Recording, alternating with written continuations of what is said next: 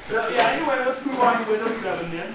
And that's the same thing we've been hearing from everybody. That's been my experience in using Windows 7. Is excellent, stable operating system. Microsoft has really listened to the needs of the customer when building this, so it's really a good thing there. As far as Windows 7 goes, yeah, we'll start out with some speeds, system requirements, all that good stuff. We'll then talk about XP mode and virtual PC, some security features in Windows 7, and then also direct access, which is a feature in Windows 7. As I mentioned, I'm not going into too many features, but I'm just going to try to cover quite a few a little bit more in depth without taking up too much of your time. So hopefully this kind of works for you. If you have questions about anything specific that I don't cover, please let me know. Windows 7 system requirements, not too bad. 1 gig of RAM is all this requires. A gigahertz processor. In fact, we have Windows 7 Pro installed back here on one of these netbooks. It's a little Asus netbook, 1 gig of RAM, one of those little Atom processors, and it runs incredible. So it's not even, yeah. You know they're selling it with that now? I mean, up until now, all you've been able to do is ask for that. Today is the official date that you can get Windows 7. So yeah, we can definitely, they're starting to ship those right away. So we'll see how that works. I know Vista on those netbooks was kind of boggy, so.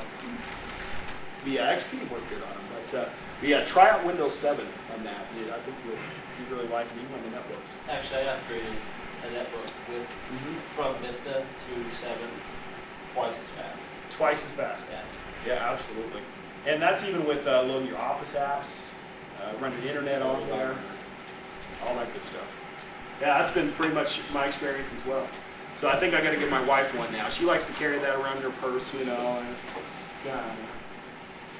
but anyway, pretty light on system resources. Especially compared to Vista, it's not going to bog down your system so much, and that's really been a big focus by Microsoft.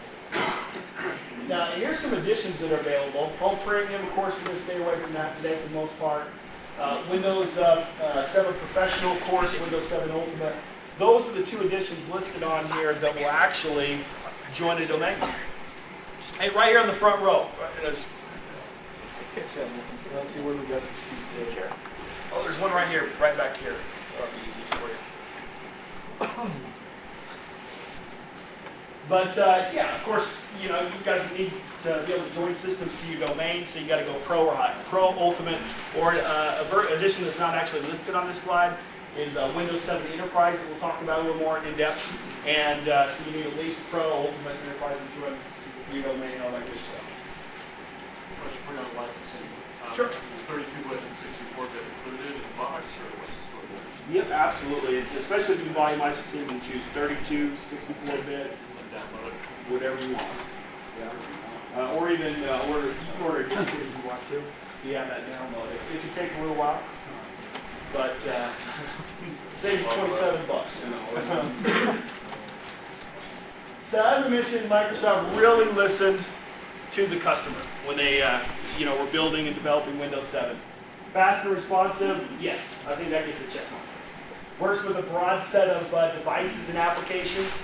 Yeah, as mentioned, you were having issues with certain devices with Windows Vista, and that's started away with Windows 7, so that's a very good thing.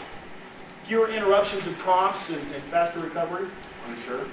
If a bit better than you can work out for AutoCAD? That's an excellent question. Let me write that down. I can be back to it. Now, AutoCAD, using AutoCAD LT, just regular AutoCAD. It's all regular, okay. Okay, I'm pretty sure the 2010 version is going to work for sure. Okay. But, let me write that down real quick.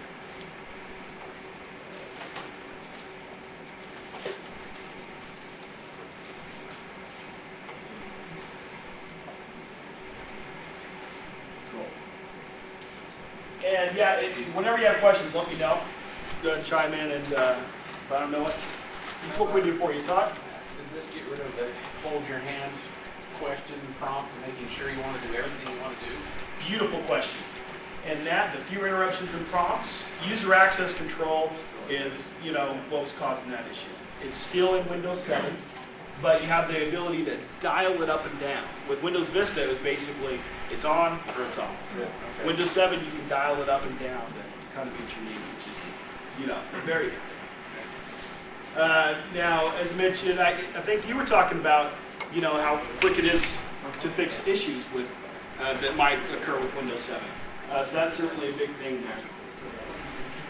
Extending the life of older Windows XP productivity applications, that's a big thing, and I think we'll probably just jump right into that. Windows XP mode and virtual PC. Okay, what does this allow you? Run multiple Windows environments from your Windows 7 desktop. Helps you run older Windows XP only apps. Things of that nature. Well, this isn't really anything new, right? We've had desktop virtualization, VMware Workstation, this, that, quite a few things out there that already do this, right? Well, some of those programs, of course, had some issues. Microsoft has solved quite a few of those, thankfully, with Windows XP mode and virtual PC that's available in Windows 7. Clipboard sharing.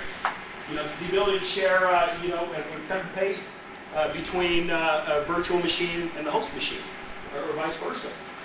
The ability to have access to your USB devices, your printers, all those things on both the host and virtual machine without, going through a whole thing.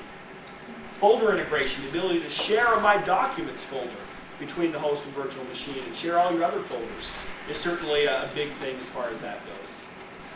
And as you can see, whenever you're running XP mode and virtual PC, you want to go at least 2 gigs of RAM. So. Now, is that virtual XP mode running virtual PC 2007, or is there any? There's a newer edition that's just come out. Okay. And if you go to Microsoft.com/Windows/virtual PC, there's going to be a lot more information on not just the virtual PC part, but the XP mode part. And you don't have to necessarily use virtual PC. You can utilize the Windows XP mode features with some competing desktop virtualization policies.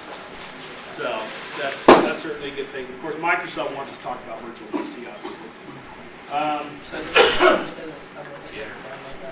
That is a separate download. It's only available, I think, on Windows 7 Pro or higher. So your home premium users would be able to take advantage of this particular feature.